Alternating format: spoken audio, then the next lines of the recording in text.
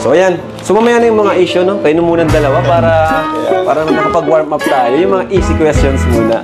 Ayan. So, ano nga yung mga nabago nung simula nung naging kayo? Ano? Ulitin natin yun. Ano yung mga nabago? Na siyempre nagmula kayo sa love team, then naging real couple. Dati lang din. Okay. Ibig sabihin, talaga nagmula kayo sa close friends, di ba? Okay. Yung magka-MU pa lang naman po kami, ganun pa rin naman po. Oo, sa bagay. Pag MU kasi halos parang kayo na rin yun eh, no? Kumbaga wala lang label or di pa masyadong official. Yung respeto nandiyan pa rin naman po. Yan, okay. Ikaw naman, Insan? Ganun na nga ako, walang, kung ano kami, di ba? Kasi ng MU kami is, yung hinihintay namin is panahon na lang, di ba? Yung maging legal maging legal si Rachel. Pero ang napapansin ko kay Rachel is nagiging mas nagiging strong siya, no? Galing. Kasi noon, di ba, pag may isang comment lang dyan, oo nga, talagang, lalo nung nag-vlog pa lang tayo. Down na siya, talagang iiyak niya doon. Sa ngayon, medyo na siya, nagiging matured na siya. Mas matured. Matured naman na siya. Okay. So, ito naman, in scale of 1 to 10, Rachel, gaano ka kasaya with Insan Roel? 10. Wow. Ito naman. Perfect time. Wow, grabe naman. Kinikilig na. So, syempre, kayo ay naging real couple na, no? Pero bago nyo makamit itong situation nyo ngayon or kung nasaan kayo ngayon, para sa'yo, Rachel, ano yung biggest obstacle or struggle or pagsubok sa inyong dalawa? Yung matatandaan mo na doon ka nahirapan, overcome yon or harapin yung pagsubok na yun? Ikaw? Pagsubok? Sa amin, sa inyong dalawa? Sa aming dalawa is yung kasagsagan ng di ba, dalawang love team yung pinagsabay na sumikat, di ba? Yung other love team na hindi natin mabanggitin yung medyo yun ang bali na-feel namin yung comparison. Comparison. Okay. Kaya grabe, pressure kami sa mga bash, sa mga negative comments, pero aside from that, nalampasan din namin, di ba? Naging ganito kami.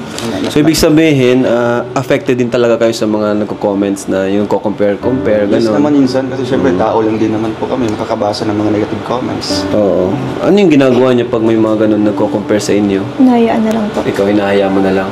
Ikaw naman, Insan? Sa akin po, yun na nga ini-educate ko minsan. Kung alam ko na, medyo blinded siya sa nangyayari, gusto ko i-educate. Pero if ever na mga personal or below the belt comments, binablock ko na lang din. Or dinided mo na lang, di ba? Kasi kayo kasi bihira kayo magsalita, di ba? Regarding dyan sa ganyang issue na pag-compare. Pero yung pala, at least aware din yung mga viewers natin na syempre na affected din kayo. Syempre di lang naman din kayo pati ibang tao, no?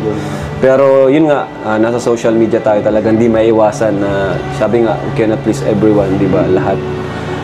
Di lahat ay magugustuhan tayo. Exactly. Diba? So, yun naman, usapang naman tayo. Yun. Matanong ko lang, nag-away na ba kayo to the point na yung parang gusto nyo na mag-break? Ano? Tawa o? Ano? Ikaw? Bawal lang bawal lang hindi totoo. Kasi heart to heart talk ito. Normal naman yun. Normal yun, nangyayari yun. Sige ikaw. Yes or no? Yes. Yes. Medyo nasaktan ako dun. Medyo ako lang. Normal yan.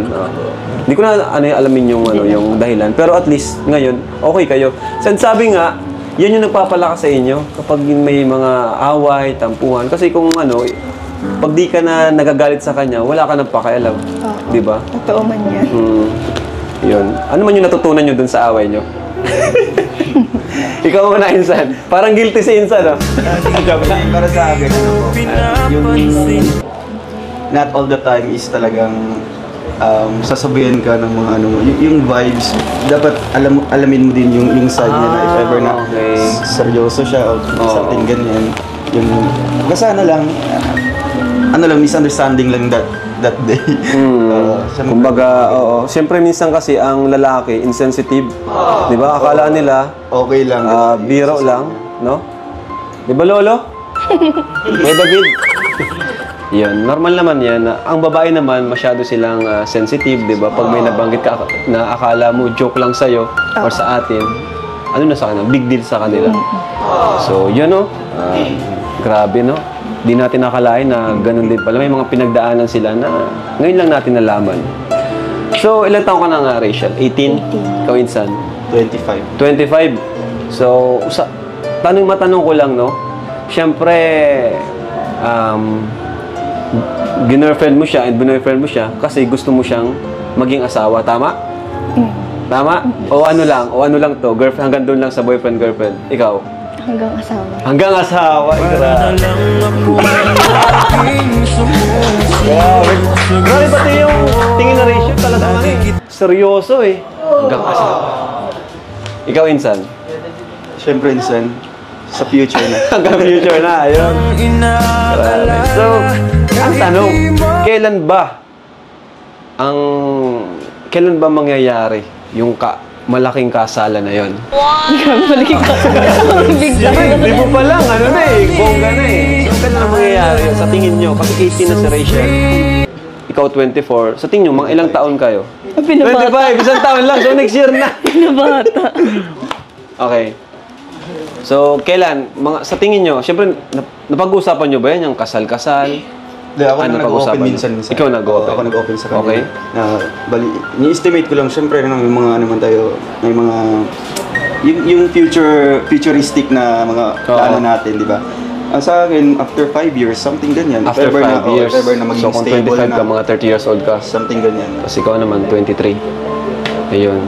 So, di ka natatakot na yung ganun kahaba, paano kung biglang nag-break kayo, di ba may mga ganun nangyayari, no? Ikaw, ano yung masasabi mo doon? Sa akin naman minsan, yung ano ko talaga, yung pinaghahawakan ko talaga is, if ever na sa akin siya, is talagang ano, ipupursue ko talaga. Siyempre, hindi naman ako nagsisettle for less lang, di ba? Talagang, andun yung actions, di ba? Andun yung effort na talagang, hindi ka naman maghihintay na after 5 years, maghihintay ka lang sa kanya. Di ba? Gagawa ka din ng way na para magiging, may i-harvest ka at the end of the day, di ba? Pero yung 5 years talaga, yun yung pinaka, na yun? Kasi O depende pa rin? Depende pa rin. Depende pa rin. Kasi Ikaw, sa- ideal mo? Ilang taong ka? 24. Honest, ha? 24. 24. So, matagal pa yun. Matagal pa yun, matagal siya Ikaw, okay lang yun, 24 daw sabi niya. Siyempre, ang decision, kailan ka naman. Kailan ka. Kasi yung Depende ano, pa rin naman po yun. Depende pa rin. Depende pa rin naman po. Grabe. kasi yung iniisip ko sa kanya is makapagtapos sa pag-aaral. Okay. After 5 years, sa tingin ko, ano na yan, medyo... Sa bagay. Andun na sa... Kasi 4 na taon looking pa for yun, job di ba? na, di ba? 4 na taon pa yun. Oo. Mga gano'n niya. Oo. college, di ba? So, ang pinaka-challenge dito is maghihintay talaga, maghihintay. Pero, yun, si Lord nang bahala, Lord nang bahala. So, ito naman, kung sakaling naging kayo na, kinasal na kayo, di ba? Kasal. Kinasal na kayo, ilang anak naman yung gusto nyo? Ang kapaluis ko yan. Siyempre, ano yun, pang-pa-relax ba? Tanong. Grabe yung gusto yun, Isang dosena, Gusto sayang ko, yung gandang lang. 4 lang. 4 lang. Bro, yung 4 lang. 4 lang. Ikaw, Hindi ko pa alam. hindi mo pa alam. Grabe. Maintindihan nyo yun pag naging mag-asawa na kayo. Dati akala ko madali lang magkaanak. Pero sa babae, ang hirap pala. Ayun, grabe. Matanong ko lang din, nag-start kayo sa serye, kung matatandaan nyo, ano yung favorite part nyo doon sa serye ng Rochelle? Ano part? Ano yun? Nalimutan ko na. Kahit kung lahat nyo nagustuhan, okay din.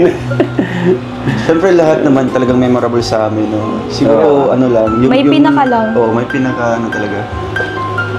Memorable. Siguro, mas tumatak doon is yung... Yung tumatak yan, tumatak mahal na ko lang. si Ruel. Ay, oo! Ang ganda nun, grabe! Love na maganda. Kasi first time mo sabihin yun. Di ba? First time mo sabihin yun doon sa serye. Grabe yun. Si Dr. Love, kontrabida talaga Oo, eh. Talagang ang galing. Oo, saka Gampanan niya. ano din yun, confidential din yung ano na yung daming issue. Kumbaga, ang Oo, daming daming naging issue din daming reaction ng mga Daming nang viewers. unsub kay Dr. Oo, ang Love. daming nag-unsub, ang daming gustong yung oo, next, ano na. wag daw ganon. Grabe po yun, grabe. Panoorin niyo po. Yan, Rochelle sa mga di pa nakakapanood. So, ayan, di ba yun nga, nagsimula tayo sa Love Team serye. Ikaw, Insan, matanong ko lang, kailan mo naramdaman na nagugustuhan mo na siya? Yung sinabay mo ko isa. Ay! Yung first time pa lang. Grabe, simula pa lang! Grabe bro, love at first sight. Ganun na nga. Ibig sabihin, totoo yung love at first sight. Yung feeling na Totoo mag-slow. love at first sight, bro. Ha? Love at first sight, bro. Sa tingin ko, sa mga matubang siguro. Kasi naramdaman ko rin yun kay Jack eh. Love at first sight. Yeah. Oo nga, bro, promise. Hindi ko alam, baka ganun din siya. Baka nasa lahi, nasa ano din. Oo nga, bro, yung pagkakita ko, parang, oo. Lalo na yung sa mga pag-smile, ganyan. So, ikaw, kailan mo naramdaman na may crush ka na kay Insan Ruel? Hindi ko po alam.